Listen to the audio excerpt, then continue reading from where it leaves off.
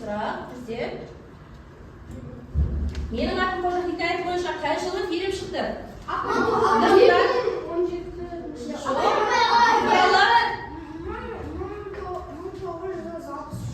Өте керемет, дұрыс.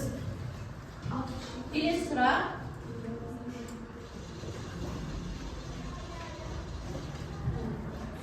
Балалар әдебиеті дегеніміз не? Балалар әдебиеті дегеніміз не? Аялым? Я жақсы. Яғни біздің Бердібек Соқпақбаев балалар әдебиетінің көрнекті өкілі, иә?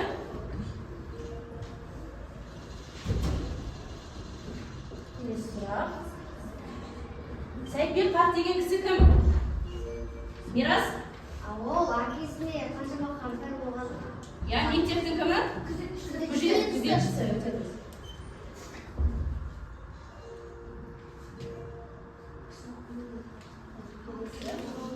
Бір-екі сұрақтан кейін аяқтай берейік.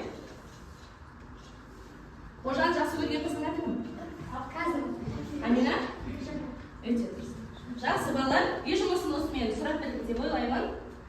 Енді сабақтың мақсатына көшейік.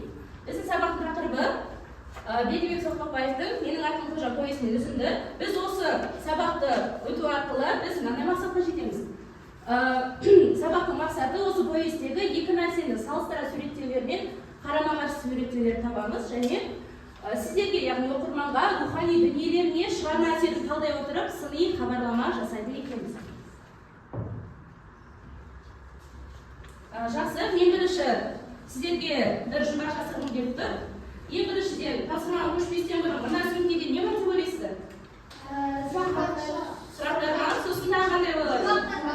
Жұмбақ, сосын мақал-мәтел мүмкін, сосын жақсы, сабақтың соңында осы сөмкеге қайтадан оралатын боламыз, иә? Ең бірінші тапсырма бізде не деп тұр? Жұптық жұмыс, яғни сіздер қазір жандарыңызда отырған жұптарыңызбен бірігіп тапсырма орындаймыз. Бұнда графикалық органайзер әдісі арқылы сіздерге мен мынадай қағаздар таратып беремін. Мына қағаздарға қарап отырсаңыздар, екі кейіпкер берілген. Мына кейіпкер кім? Екіншісі Жандас. Сосын ең соңында тағы екі кейіпкер бар. Мына кім? Майқанова. Анасы аты кім? Милат. Сіздер қазір осы екі кейіпкерді салыстырып, кітаптан мысалдар келтіре отырып, қарама-қарсы суреттеулерді табан етеміз. Еламан мен Райлиде Майқанова мен Милат, Аялы мен Мираста Жандас пен Қожа. Қазір сіздерге таратып жіберемін.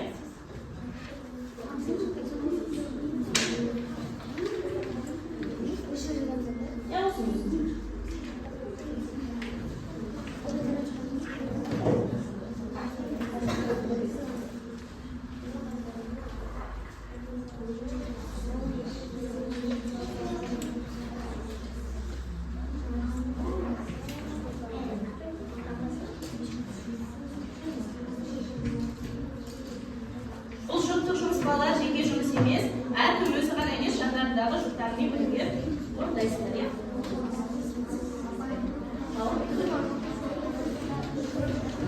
Балалар, жұптық жұмысты қалай орындасақ болады? Біз алдыда берілген екі кейіпкерді екі жұп бір-бірден бөліп алса да болады. Немесе екі жұп бір-бірден екі кейіпкерге де мәлімет іздеп, ойларыңызды бөлсеңіздер болады. Бұл тапсырмаға балалар мен сіздерге 5 минут бергім келіп отыр. Осы параққа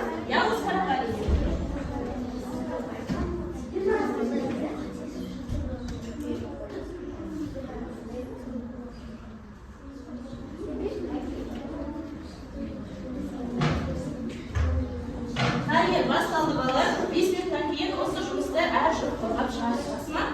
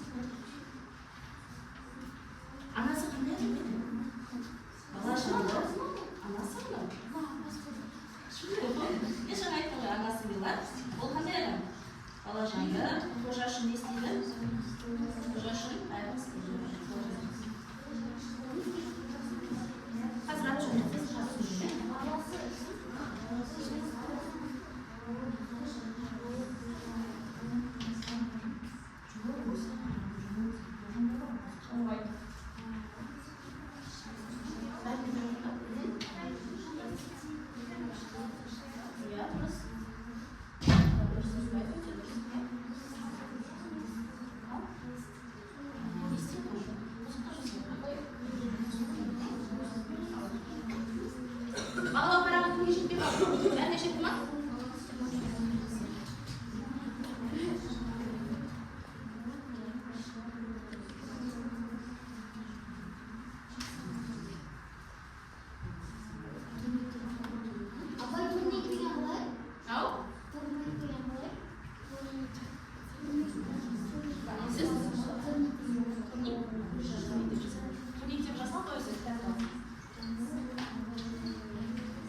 Bir iltimiz kaldı bala. Korktulayın. Tezirek.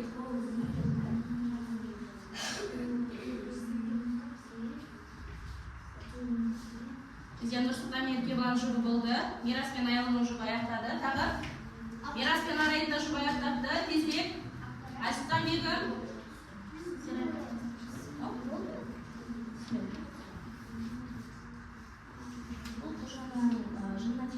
Апай біз болдық. Жақсы, Айма мен Нұралы да болыпты. Әліби, Алдияр, тоқталыңдар ма? Соңғысы қалды, иә? Жақсы, соңғы 2 жұп қалды. Аяқтайық.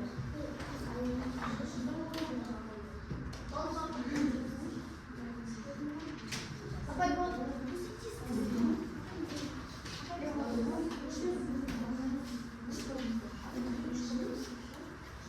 Аяқтадық па? Жақсы, біздің уақыт аяқталды. Енді қалар жұпта, оны қалай қорғаймыз? Мен 2 жұптағы бір балаға осындай стикер тараттым. Кімнің алдында стикер тұрса, сол тақтаға шығып, 2 жұптың өздерінің жұмыстарында қорғайсыздар. Бірінші интербелесін батса кім қорғайды? Интер тақтаға шыға қой.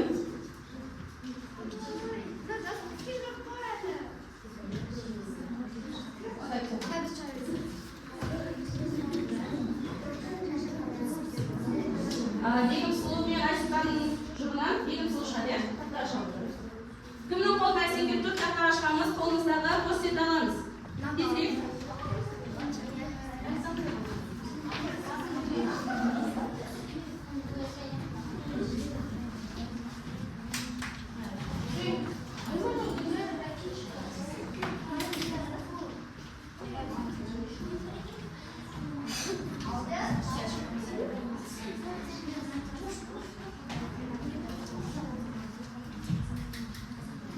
Енді балалар, қай жұпта Майханова мен Милат бар. Қолдарыңызды көтерейікші.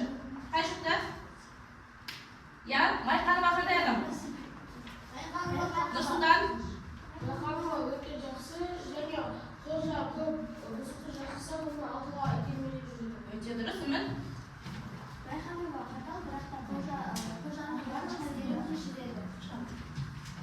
Сосын Арай? Майханова кішкене қатал болса да, оның жүрегінде мейірім бар. Ол соңында қожаны аяп, оны Жақсы, өте жақсы. Келесі? Алдияр, Майханова? Майханова өте мейірімді адам. Ол қожаның көзінде қатал көрсе де, ішінде мейірімді. Мейірімді, жақсы адам екен. Милат қандай адам болады? Үміт? Милат әдепті, мейірімді, қожа үшін бәрі істейді. Жақсы, тағы Арай? Ол өте сұлу, дара, қожаның анасы. Ол тек қана қожаның қамын ойлап, қожа үшін Жақсы. Нұрсұлтан? Милат өте жақсы кісі деп ойлаймын. Өйткені ол баласы қанша бұзықты жасаса да оған ақыл айтып, және өте жақсы кеңестер береді. Жақсы, енді бала қожа қандай адам? Амина? Қожа ол бізде өте бұзық және кексетеді. Жақсы, сосын Аялым? Әдепсіз, бұзық, үлкендігі сияқты. Жақсы, сосын Бегім? Әдепсіз, ол бұзық бала. Ол тек қана әдепсіз және бұзық па? Оны бұзықтыққа итермелеген оның досы. Еламан? Және де қожа өте бұзық бала, және де оны темекіге итермелеген досы. Жақсы, Аям? Жақсы, енді жантас қандай бала? Жантасың ба, айта қой? Жаман әрекет жасайды, бұзық, сосын? Көп адамды бір-біріне шағыстырады, иә? Аямай? Ол қожаны қарап өжеден мазақ қылады. Жақсы, Аял? Ол мақтаншақ, Maqtanchoq, Begimsulu. Maqtanchoq және де бұзық бала болады. Жақсы, қолдарындағы қағаздың бәрін жинап, мына жаққа қояйық. Және сіздерге кезек орнымызға отырамыз.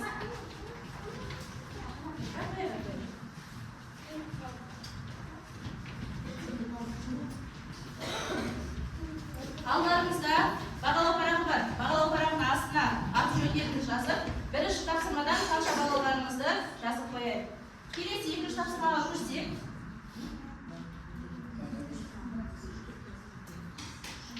Екінші тапсырма бізде қандай жұмыс екен? Екінші тапсырма бізде жеке жұмыс. Біз әдебиетті бұл тапсырмаға көшпестен бұрын мен сіздерді сыни хабарлама деген сөзді естеріңізге түсіргім келіп тұр. Сыни хабарлама деген не? Ол көркем шығарманы көркемдігіне баға беретін және бейнеленген өмір шындығының қалай көрініс бергенін талдайтын, оның мән-мағынасын түсіндіретін ғылыми публицистикалық стильдегі, яғни хабарлама стильдегі жанр. Біз сыни хабарламаны жазғанда ойды қозғай отырып, естіген білгендеріңді талдап және білмегендерді өздерін саралап, дәлелдеп, тұжырым жасап, шешім қабылдайтын шығармашылық жұмыс екен. Сіздерге қазір алдарыңызға хат типтегі кішігірім қағаз таратамын. Бұл қағазда не болады? Кіріспе бөлім, негізгі бөлім, қорытынды бөлімді сақтап, біз не істейміз? Сыни хабарлама жасаймыз. Мұнда кіріспе бөлімінде не жасалады? Автор шығармасынан алған өз әсерлеріңді. Яғни бұны не үшін қожаға хат деп алу өйткені Бердібек Соппақбаевтың өзі автор қожа ретінде өзін жазған, иә? Бұған өздерінің әсерлерін жазасыздар. Келесі негізгі бөлімде оқиғалардың қазіргі өмірде, яғни қазір өздерінің алдарында болып жатқан нәрселермен салыстырасыздар. Сосын үшінші қорытындыда не істейсіздер? Өз әсерлеріңді қожамен байланыстырып, өздерінің достарына не істейміз? Адамгершілік қасиеттерге шақыратамыз.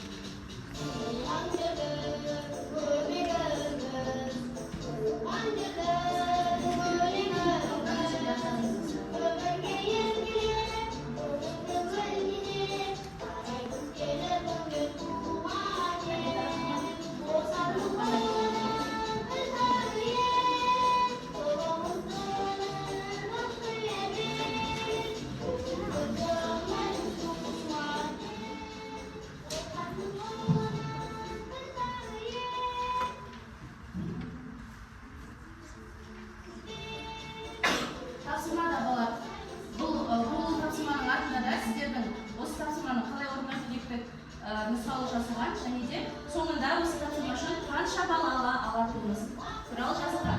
Оның артына не жазылып тұр екен? Бұл тапсырма орындау үшін қанша балл аламыз? 4 балл аламыз, иә? Өз әсерлеріңді дұрыс сипаттасаңдар 1 балл.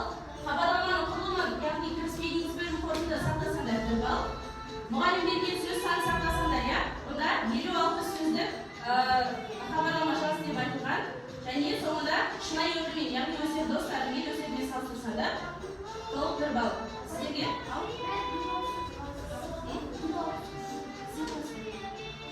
Елу сөзге жеткізсеңдер болады. Бастаймыз тапсырманы.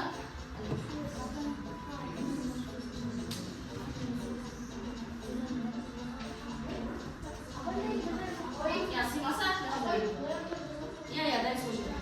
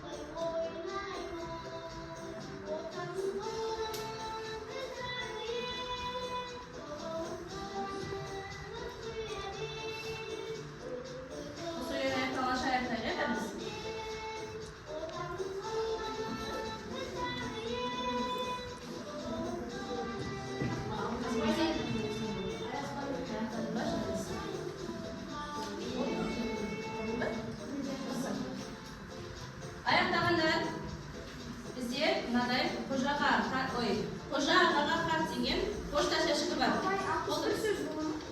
Әрине болады. 50-60 сөздің арасында болса өте керемет. Qo'sha ағаға xat деген кішігірім pochta shashig'iga xаттарыңызды жазып, осының ішіне салыңыздар.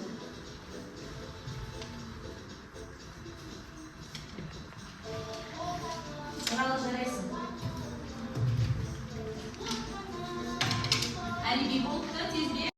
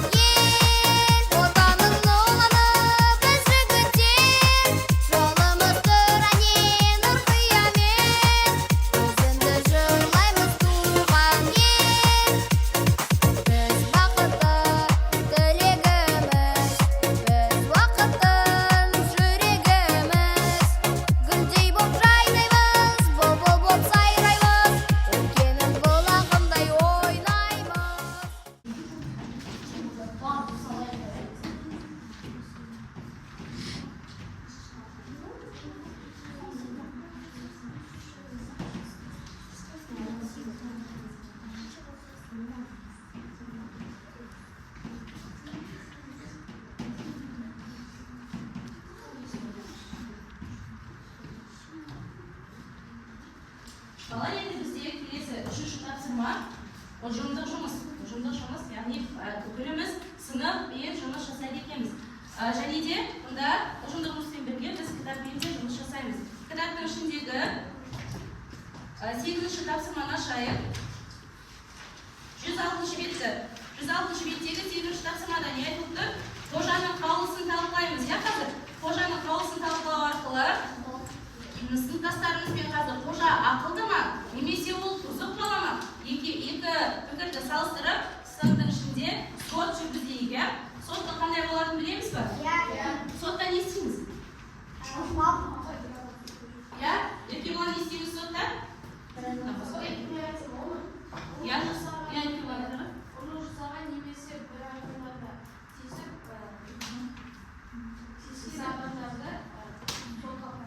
Сотқа барып не істейді? Жазалайды, немесе жазалы түрін анықтайды. Мирас, біз осы қожаны қандай себеппен сотқа тарта аламыз?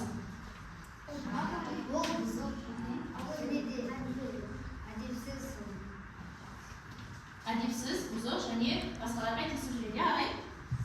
Ол баладан құрылғыларда келіп, оның айтқанға апайдың сөмкесін ұқсап салып, құрылғылардың ішіне салған үшін. Құрбақаны сөмкесін салған үшін. Жақсы, Нұрсұлтан? Және ол досының кимешегі ол 18 жасайды ол, және ол 3 жылға соттауға болады.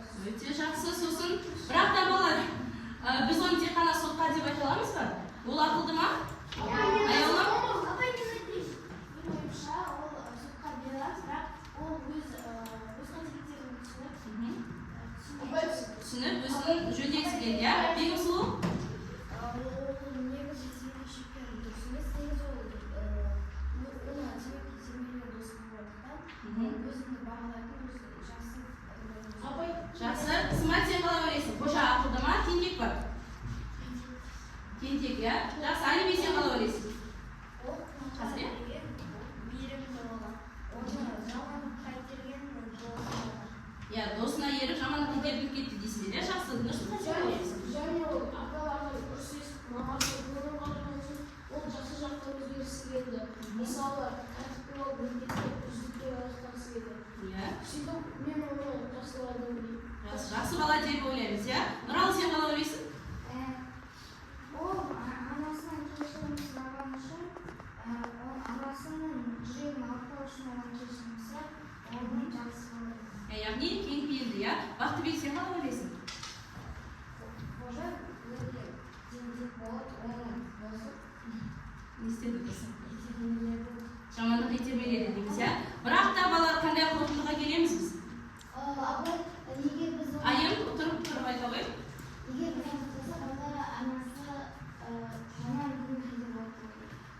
Жақсы, айолым. Бәріміз пікірімізді айтып шығамыз, иә?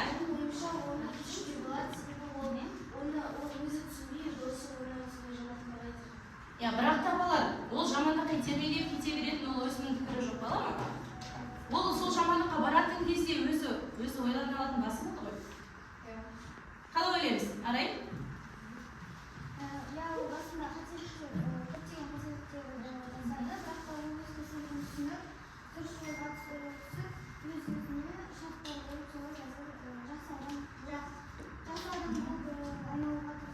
Жақсы, Іңкәр, сен қалай ойлайсың?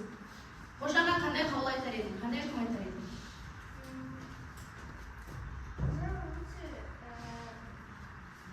Сотқар бала болғанмен ол соңында емес еді.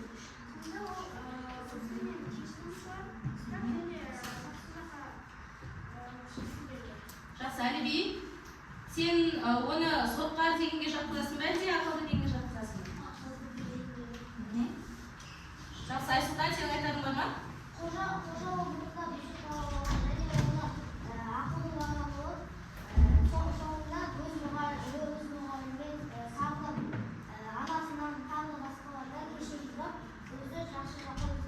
Жақсы, Үміт.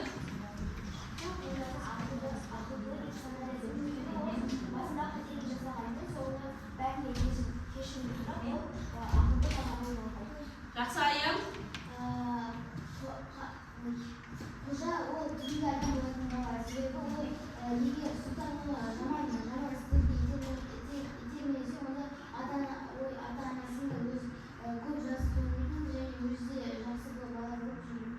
Жақсы, өнде адам болады бала деп оны кім айтты?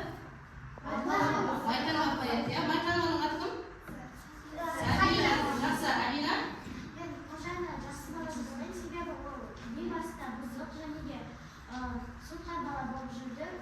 Кейіннен жасқа келгеннің үстінде және де бүкілден кешірім сұрайды, өзіне әртүрлі шарттар қойып дұрыс жаққа өзгерді. Жақсы, керемет. Нұрғана сіз қалай ойлайсыз?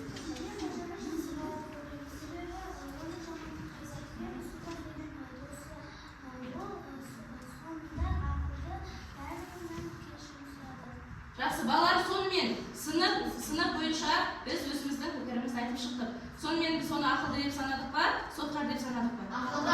Бір ауыздан оны ақылды деп қаулы шығардық, иә? Қаулы шығарамыз ба? Иә. Қаулы шықты. Енді осы арқылы дәптерімізге 8-ші тапсырманы орындайық, иә? Бір-екі сөйлеммен өздерінің осы қожа ақылды деген тұжырымды келтіретін өздерінің ойларында жазып шығыңыздар. Және қолдарыңызда да дискретикалар бар екен. Онда ұсынып пікірталасқа қатысыңыздар ма? Бәріңіз қатысыңыздар, иә? Гүлдей боп жайнаймыз, бұлбұл боп сайраймыз, өткеннің бұлағындай ойнаймыз. Отанның ұлыны біз жігіттер, жолымыз түрәне нұр қиямет. Әрекет жасады. Жақсы. Болды ба? Сіз жүріп қалың.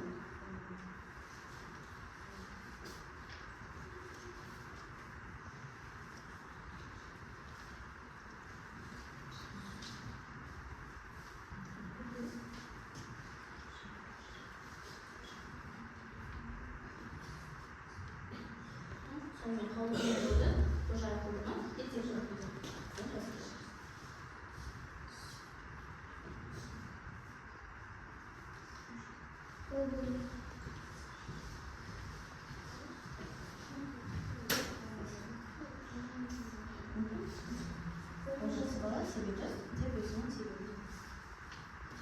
Әне, кім болды? Айолым жазғаныңды оқыды. Қазір оқып шығамыз, е?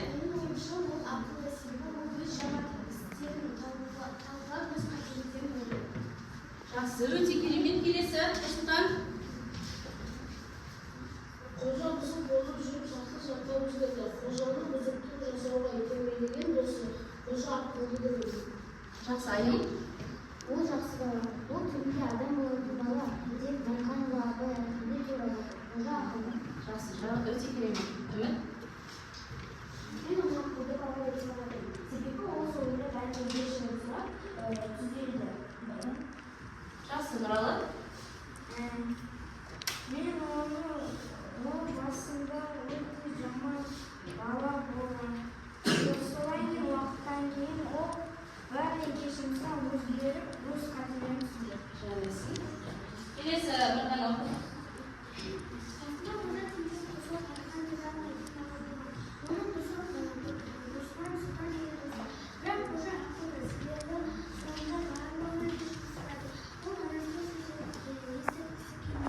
Жақсы, балалар енді осы тапсырманы бәріміз жазып болдық деп ойлаймын. Қаламды бәріміз қойып, алдымыздағы бағалау парағына өздеріңізді бағалап шығыңыздар. Тезірек. Бала сабағымыздың аяқталуына аз ғана уақыт қалды. Сондықтан біз сабағымызды қалай бекітеміз? Тақтаға қарап тұрсаңыздар қандай ойынды? Таза тақта. Таза тақта ойынын кім біледі? Тақта тазарғанша не істейміз? Сұрақтарға жауап береміз. Бүгінгі сабақта ең бірінші сұраққа жауап беретін аяулым. Тақтадағы сұрақтар шығамыз.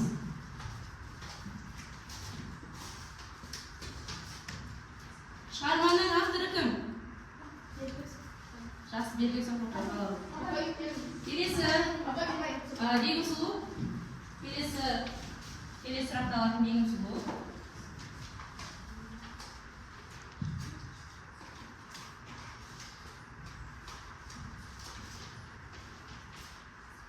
Шығарманы автор қанша жасында жазған? Есептеп көрейік. Шығарма қай жылы шықты және ол қай жылы туылды? 63 жылы шығарма шықты ма, кино шықты ма?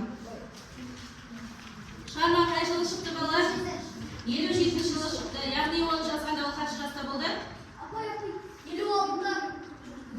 Есептейміз балалар.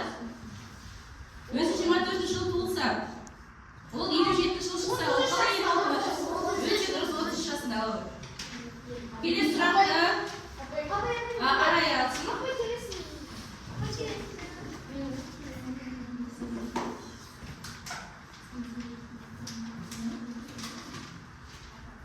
Хикаят дегеніміз не? Өмірбаян және романнан кіші және әңгімеден үлкен болады жасалады. Келесін Нұрсұлтан аласың ба? Соңғысын кім алады?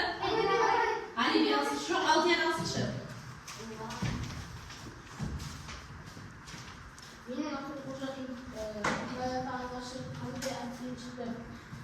Қандай әбден шықты алғаш рет? Есімізге түсірейік, ол айтылған ақпарат болатын. Ең бірінші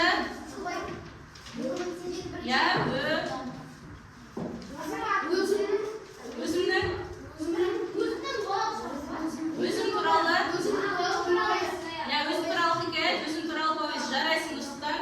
Келесі Алдияр.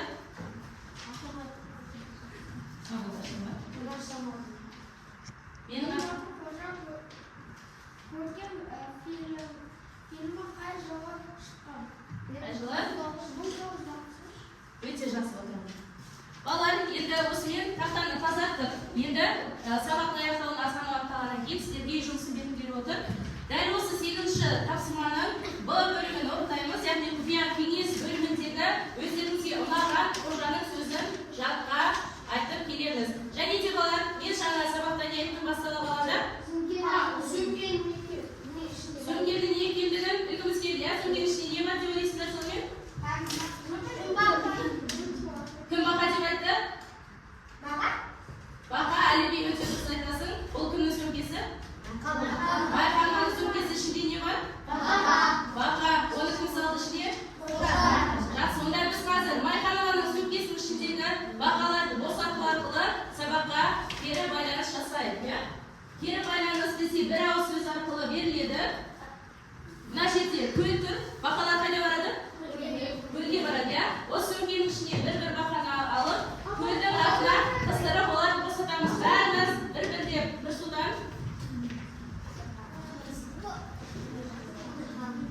Sizin sabahlar mı? Adnan açık kaçarsınız. İlisa'yım. Sabahlar mı? Hasan sabahlar. Yevan. Şurada siz balar kiri balas bir bitiği ya. Şahsıma şamamlar. Gelirse Yaman. Bərimiz gelip bir fikrimizi aytmışlarız.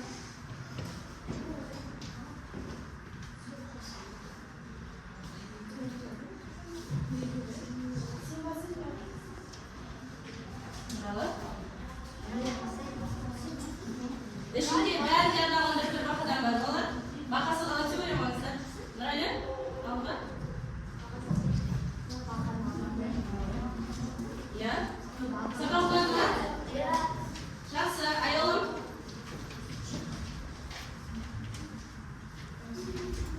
Çok atına sağlık. Ya atına sağlık. Ya atına. Atına da resim gelirsin biraz.